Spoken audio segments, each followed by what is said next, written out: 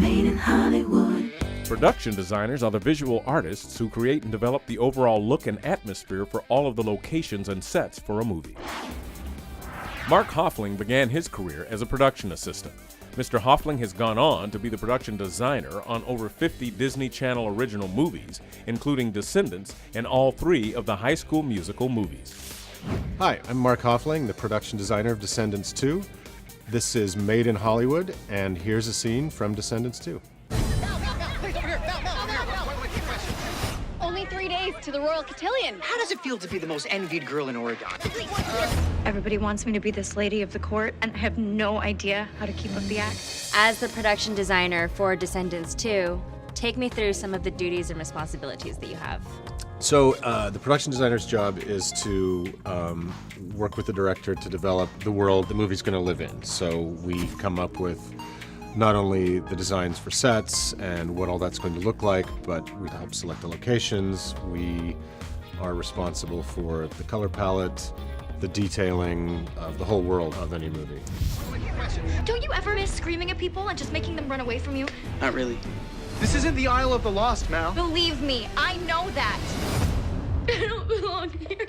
You also worked on the first film. That's right. So did you use a lot of the same designs and the same influences for this second film? We did quite a bit. We kept one foot firmly in the first film because I think only a few months of story time have transpired since the first movie.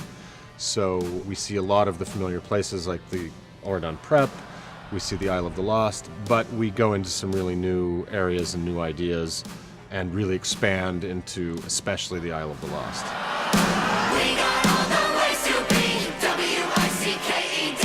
We got all the ways to be W-I-C-K-E-D.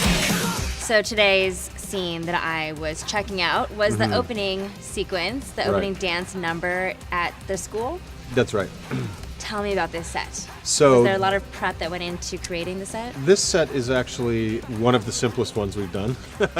It's never simple when you're designing for choreography, but this is one of the simpler ones. So this is all part of a sequence for Ways to Be Wicked that we've shot in several different locations.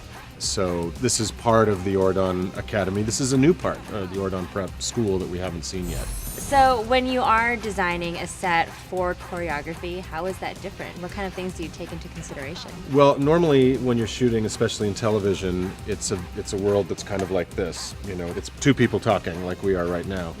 When you're shooting choreography, you're looking at least one body head to toe, and usually an entire company of dancers head to toe. Well, that changes my world considerably because now it's really about floors and ceilings and this much broader space.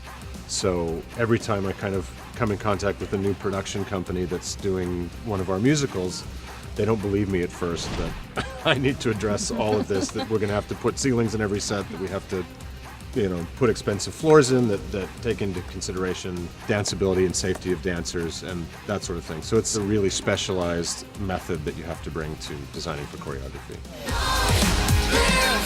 Having some fun. We take what we want. There's so many ways to be wicked. Did you ever get formal education or training to become a production designer? No. Just it's one of those jobs that I feel like you're probably best apprenticing your way through the art department, through either set deck or through construction or just through the design department itself. It's just on-the-job training, I think, is more effective there.